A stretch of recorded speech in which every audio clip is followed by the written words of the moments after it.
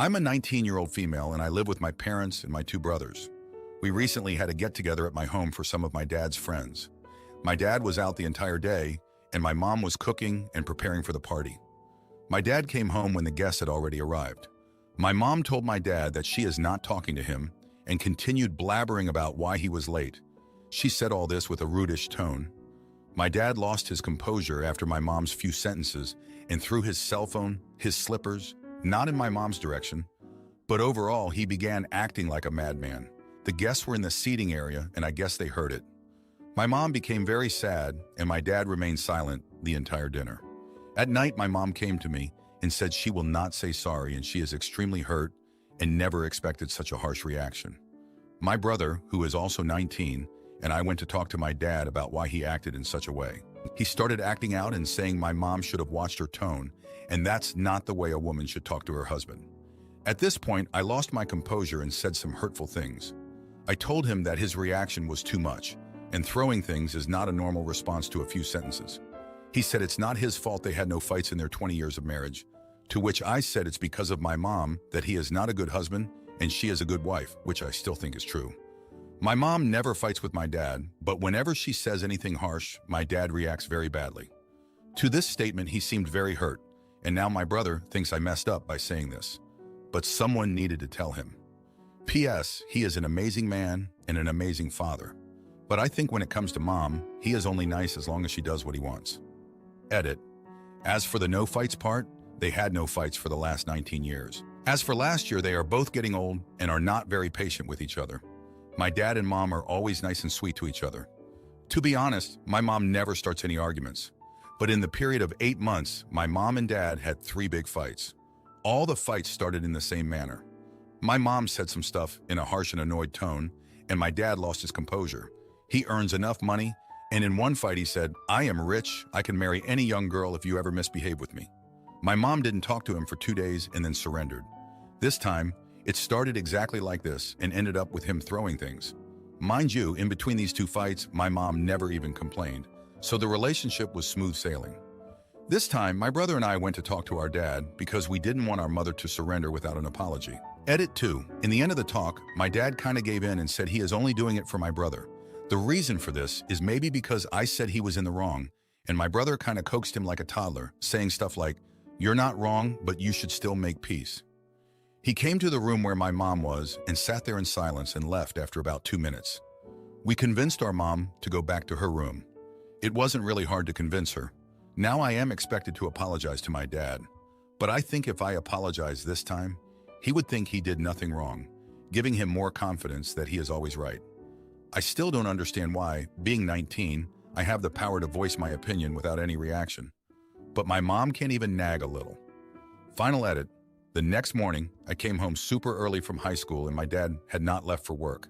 I kind of ignored greeting my parents as they were in their room and went straight to my room on another floor. I was hoping not to have any conversation with him because I don't want to be confronted. I was lying in my bed when I heard a knock. It was my dad. He came in acting all sweet, hugging me and saying he loved me the most in the world, which is something he says very often. My mom and dad also seemed to get along like normal, so I let go of what happened. This is the 3rd time they had a fight, mind you. They have only ever had 3 fights, and it again ended in a single night, but I am happy I kind of voiced my opinion this time and let him know that no matter how long or without fights their marriage is, it doesn't give him the right to be disrespectful. Also, some people were saying both of these outbreaks were due to some kind of mental pressure. I think stress was the issue this time. It had less to do with mom's snarky comments and more to do with my dad's own mental health. And no, my dad is not hurtful. My mom never felt unsafe with him. I kind of asked her if she was scared at that moment, but she was not. She knew my dad would do nothing to her, but she did feel that his behavior was not normal. Also, the younger wife comment I think was also made in the heat of the moment. He ended up crying at that moment, immediately after saying that. I think he was emotionally manipulating my mom at that time to give in to his every demand. This time, by telling him off, I think he knows that no matter how little, this won't work. My mom may be forgiving, but I am not. Whatever the culture says, I don't care. I will stand my ground. Thank you all. Now for a few comments before the update. Comment 1. Not the idiot. Sometimes our parents need a reality check, and no one else in their life will give it to them. It was a harsh truth, but you would likely feel more guilty for not defending your mother against his unjust actions. You said he is an amazing father and man, you should mention this the next time you speak to him, but sometimes people start to take each other for granted after many years of marriage. We all make mistakes. Ask to talk to him, apologize for your harshness, but reinforce the fact that you were defending your mother and that he raised you to speak up when something isn't right. Comment 2, not the idiot. This was in reply to an edit comment you added about them having 3 big fights in the last few months. One thing I have observed in couples who never fight is that one person usually puts their wants, feelings, and sometimes needs aside. Some of the strongest couples I have ever witnessed still have fights. When the person finally has enough, it often comes as a shock to their partner and to onlookers. I am not saying this is the case in your parents' relationship, but there may be a lot of emotion going on that isn't visible to others. Now, for the update, thank you for sticking around. So where do I even start? The past 2 weeks have been pretty tough and not the fun kind. Remember how I told you about my dad's outburst? Well, things escalated quickly after that. My mom, who's usually the peacekeeper, had enough. She found an old bank statement that showed a large withdrawal my dad made a year ago, one she knew nothing about. She confronted him, and guess what? He had lent a huge sum to his friend without telling any of us. My mom was livid, not just about the money but the secrecy. The argument that followed was unlike any other. My dad, usually so composed, broke down and admitted that his friend had never paid him back and that he was ashamed to tell us. He felt like he had failed us as a provider. My mom, on the other hand, felt betrayed that he didn't trust her enough to share the burden. It was a mess. But here's the thing. My dad's friend suddenly showed up at our house, out of the blue, with a check. He had come into some money and wanted to settle his debt. It was a tense moment watching my dad accept that check. You could cut the tension with a knife. Just when we thought things were settling down, my brother, the one who's always been the mediator, did something unexpected. He took the check and tore it up right in front of everyone. He said that our family's trust wasn't something to be bought and sold. My dad's friend was shocked. My dad was speechless. And my mom, she actually smiled. It was like my brother had made a statement on behalf of all of us, that our family was about more than money. In the aftermath, my dad's friend left, and we had a long, hard talk about trust and honesty. My dad apologized to my mom, and they decided to work on their communication. It wasn't easy, but it felt like we were finally getting somewhere. But life loves throwing curveballs, doesn't it? Just as we were finding our footing, my mom's sister, who had always been the envious type, decided to stir the pot. She called my mom and spun a tale about seeing my dad with another woman. My mom was heartbroken, and I was furious. How could my aunt do something so cruel? I took it upon myself to investigate. I followed my dad, talked to people, and what do you know? He was meeting with a real estate agent, a woman, yes, but they were looking at spaces for my mom's dream of opening a small bakery, a surprise he had been planning for their anniversary. When I told my mom, she was overwhelmed with guilt and relief. She confronted her sister, who eventually admitted that she was just jealous of my mom's life and wanted to cause trouble. It was a low blow, and it caused a rift in the family that I'm not sure will ever heal. My mom and dad are now working on the bakery together, and it's like they've found a new purpose. They're happier, more in tune with each other, and it's like we've all been given a second chance at being a family. As for me, I'm just trying to keep up with the chaos. I haven't apologized to my dad, and I don't plan to. I still believe I was right to stand up for my mom. But I've learned that sometimes the truth has a way of coming out, even when you least expect it. Thank you for reading. My best friend stiffs me on New Year's Airbnb bill, so I expose her cheating ways and make her pay up double. I, 38-year-old female, third-wheeled with my best friend, 39-year-old female, and her new boyfriend, 40-year-old male, to ring in 2024. We booked an Airbnb, and I put the entire amount on my card since I'm the only one with an Airbnb account. This was the first time I met him too, so I know very little about him and have barely interacted with him. Edit.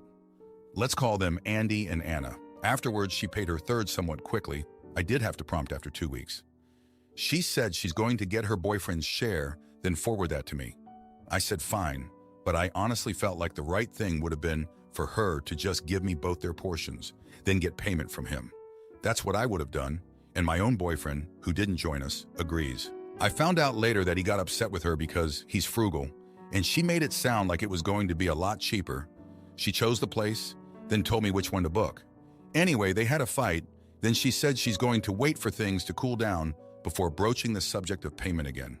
Once again, I'm annoyed, because I felt like it should have been her responsibility to cover for him ASAP, instead of putting me in this weird position where I have to wait for him to pay her, then her to pay me. It's like playing telephone with money, and I'm just hanging in limbo. They've been fighting a lot, so I think the payment topic got quickly left in the dust. It's been 2 months, and they've both forgotten about it. I reached out to her on Sunday early March, and she was shocked to realize that it still hasn't been paid. I believe her surprised because she can be forgetful. I don't think she's intentionally ducking me. She said she'll talk to him this week, and I thanked her. But honestly, I'm pissed because, 1, I think his share of the payment should have been her responsibility to me. I feel like at our age, this etiquette should be a given. She doesn't seem to realize I'm an outsider being put in an awkward position. Instead, her point of view seems to be that we're 3 individuals with equal social distance from each other. So once she paid her own share, she forgot about how much he owed me. This would have been understandable if I was also friends with her boyfriend, but I'm not. 2, it's been 2 months. When I owe people money, I set a reminder and pay ASAP. If I can't pay immediately, I take it on myself to reach out weekly to say I haven't forgotten. In this case, I had to chase her down. So it feels like she put the onus of remembering on me when it should have been hers to carry. Also, I think she should have just paid both their shares back in January. There's some things that I am trying to be understanding of. Work is really toxic to her, and she's been having health issues with an upcoming surgery in April. Not major, but still scary. She's also been fighting with the boyfriend. I'm trying to give her grace, but I also think this is not cool. Would I be the idiot if I ask her to just pay me from her own money, then figure it out with him on her own time? Now for a few comments before the update. Comment 1. This is honestly why I never front anyone. I'm happy booking on my card, but it's cash up front to me. I think you're correct about the solution, but you may have to consider it gone. Their relationship is not your problem, so don't bother tiptoeing with her. Tell her to pay up. Where she gets it from is not your problem. If she refuses because she doesn't want to be the bad guy in their relationship, me personally, I'd tell her to give me his number and go after him. Put some social pressure on him, whatever. And if both relationships go up in flames over reneging over the deal, so be it. Not the idiot. Comment 2. Wait, this is about a new boyfriend and plans for December 31st, 2024? Of course your friend, who has asked you to book this Airbnb specifically, and who agreed that you are responsible for a third, should pay for the other 2 shares.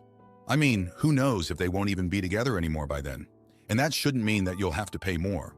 She ordered 2/3 of this place, and now she will have to pay for it. Not the idiot. Edit, could be a language thing. Is NY 2024 and 2023, and therefore you've had the weekend already? Still not the idiot. Now for the update, thanks for sticking around for this update. A lot has happened since the last post. So the whole money thing with Anna and her boyfriend Andy blew up in a way I never expected. Last week I found out that Anna and Andy had split up. It was messy and she was a wreck. She came over to my place crying and told me that Andy had been cheating on her with his ex. I was furious for her, but also, in the back of my mind, I was thinking about the money he still owed me. In the middle of her tears, Anna confessed that she had known about the cheating for a while but didn't want to believe it. She'd been covering for Andy's share of the Airbnb because she was afraid of confronting him about the money and the other woman. I was shocked. I felt betrayed that she hadn't told me sooner, and now I was caught in the middle of their breakup drama. I tried to be supportive, but I couldn't help but feel resentful. I was out a chunk of money because of their relationship issues. I told her she needed to pay me back, and she promised she would, but she didn't know when she could. Her job was on the line, and with the surgery coming up, she was strapped for cash. Then 2 days ago, things took an even wilder turn. Andy showed up at my door out of the blue with an envelope full of cash. He said it was for the Airbnb, and he was sorry for the trouble. But then he dropped a bomb. He claimed that Anna had been the one cheating, not him, and he had proof. He showed me messages between Anna and some guy from her work. I didn't know what to believe. Andy looked sincere, and Anna had lied before. I was torn. On one hand, I had the money, which was a relief. On the other, my best friend might have been lying to me about something so big. I felt like I was in a soap opera, and I hated it. I confronted Anna about the messages. She broke down, admitting that she had been seeing this guy from work, but it was only after she found out about Andy's infidelity. She said she was lost and made a mistake. I was angry, hurt, and felt like a fool for being caught in their web of lies. But then I did something I never thought I'd do. I forgave her. Maybe it was because I saw how broken she was, or maybe because I was tired of the drama. I felt weak and desperate, like I was clinging to the remains of our friendship. I told her we'd figure it out, and she didn't have to rush with the money. Now I'm sitting here with this envelope from Andy, feeling like the world's biggest pushover. I'm out of the loop and I hate it. But I guess in some twisted way, things have a way of working themselves out, even if it's not how you expect. Thanks for reading. My parents always played favorites with my youngest brother. But when he conned our grandma and stole her house, I made sure he faced the full force of the law and watched him get sentenced to 8 years behind bars. Growing up, my parents favored my youngest brother, M, leaving my sister S, older brother J, and me on the sidelines. Complications during my mom's last pregnancy made M the golden child. Despite my high-functioning autism, I excelled academically, skipping several years ahead of school and even helping my older brother Jay with his studies. However, my parents forced me to also tutor M, and of course I would be punished if he had bad grades. During our childhood, the only one who treated us fairly was Grandma. She lived close by, so she used to babysit all of us all the time. She was especially proud of me because of how much I helped my brothers, and I became her favorite. Eventually, we stayed at her house permanently while going to college. Only M stayed at our parents' house because they would spoil him rotten. Fast forward many years, Jay is now 35 years old, S is 29 years old, and I am 31 years old. We have distanced ourselves from our parents, building successful lives. Jay is now a professional chef, I am a linguistics teacher, and I became a network engineer. I make almost 4 times what Jay and S make, so I have financially supported my daughter and set up college funds for her, my nieces and nephews because S and J are my best friends, and they have helped me immensely. I am a single dad, and even though I own several properties, I still live at Grandma's house because she is in her late 80s now and needs all the help she can get. Years later, when he turned 26 years old, my parents got sick of supporting M and kicked him out. So M showed up at our grandma's house about 6 months ago, apologizing for all he did to me while growing up, and swore that if I helped him get a job, he would change his ways and would even help take care of Grandma, which admittedly he did. Cautiously, I let him in and gave him a chance. But sadly, he was just pretending to get me to lower my guard. About a month ago, my daughter and I went for a week of vacation to camp in the mountains. During this time, my brother had forced Grandma to sign a document to transfer ownership of her house to him, and then he kicked her out of her own home. However, he didn't know that Grandma had already legally transferred the property of her house to me since she had planned to leave it to me in her will anyway. We contacted the police and explained what happened with the documents proving I now own the house and that the papers M had were not valid because Grandma was no longer the house owner when she signed them, revealing his fraudulent actions. He is now facing charges of fraud, falsified documents, and elder abuse and could get 10 years of prison. Now my parents have been calling me nonstop, pleading for mercy for their precious little boy and asking me to drop the charges. So I grapple with the decision to let him face legal consequences. Am I justified or am I going too far? Am I the idiot? Now for a few comments before the update. Comment 1. Not the idiot. In the space of a week, he stole what he thought was our grandmother's home. Presumably you returned to find her. Where? And what did he do with everyone's possessions? This man fully intended to leave the 3 of you homeless with no recourse. If it hadn't been for the fact that you'd already taken legal possession of the home, he might have gotten away with it. No, he needs to experience the full impact of everything he was willing to dish out and more. Comment 2. Not the idiot. Your parents have enabled him his whole life. If you drop the charges, you are also enabling him. What he did was heinous. To his own grandmother? What the vile human. Also, it's quite possible that you can't drop the charges, or that if you say you want to, the prosecutor will still prosecute because it's a heinous crime and elder abuse. Now, for the update, thanks for keeping up with my story. So things have been pretty tense since I last wrote. Remember how I said my brother M had been kicked out by our parents? Well, he's been staying with us at Grandma's, and I thought he was turning over a new leaf. He even started helping out with Grandma, which was a huge relief. But boy, was I wrong. Just 2 weeks ago, M pulled a stunt that could have ruined everything. He convinced Grandma to sign some papers. He said they were for insurance, but they were actually to transfer the house to his name. I couldn't believe it. Grandma was so upset she could barely speak. I was furious, but I had to keep it together for her sake. Now, let me tell you about Grandma's house. It's not just any house, it's where we all grew up. It's full of memories. Grandma had always said she wanted me to have it because I was the one who stuck by her. So a few years back, she made it official and transferred the deed to my name. M didn't know about this, and that was his big mistake. When I found out what M had done, I was torn. Part of me wanted to protect him because he's family, but the other part of me was just so angry. I couldn't let him get away with it. So I called the cops and they started an investigation. Turns out, M could be facing some serious time behind bars for fraud and elder abuse. Meanwhile, S and J were shocked. They couldn't believe M would stoop so low. We all knew he had his issues, but this was something else. S was especially hurt because she had started to trust him again. And J, well, he was just disappointed. He had always hoped M would grow up one day. As for me, I've been trying to juggle work, taking care of grandma, and dealing with this whole mess. It's been tough. My students have noticed I'm not quite there, and I've had to take some personal days just to manage everything. It's like I'm living in a bad dream and I just want to wake up. But here's where it gets even messier. Our parents have been bombarding me with calls and messages, begging me to drop the charges against M. They're worried about what will happen to him if he goes to jail. I get it, he's their son. But what about grandma? What about the rest of us? I've been losing sleep over this. I keep thinking about what's right and what's fair. It's not just about M anymore, it's about all of us. If I let him off the hook, what message does that send? That he can just walk all over us and get away with it? No, I can't have that. So after a lot of thought, I decided to go through with the charges. It was one of the hardest decisions I've ever made. I felt like I was betraying my own brother. But at the same time, I had to stand up for what's right. The court date was set, and M looked like he had the weight of the world on his shoulders. I almost felt sorry for him. Almost. But then I remembered what he did to grandma, and I knew I was doing the right thing. The trial was intense. M tried to play the victim, saying he was just confused and didn't mean any harm. But the evidence was against him. The judge didn't buy his story, and neither did the jury. In the end, M was found guilty on all counts. He was sentenced to 8 years in prison. It was a bittersweet victory. Our family was torn apart even more, and grandma was heartbroken to see her grandson being taken away in handcuffs. But at least we knew that justice was served. Now we're all trying to move on. S and J have been my rock through all of this, and I don't know what I'd do without them. We're taking care of grandma together, making sure she feels loved and safe in her own home.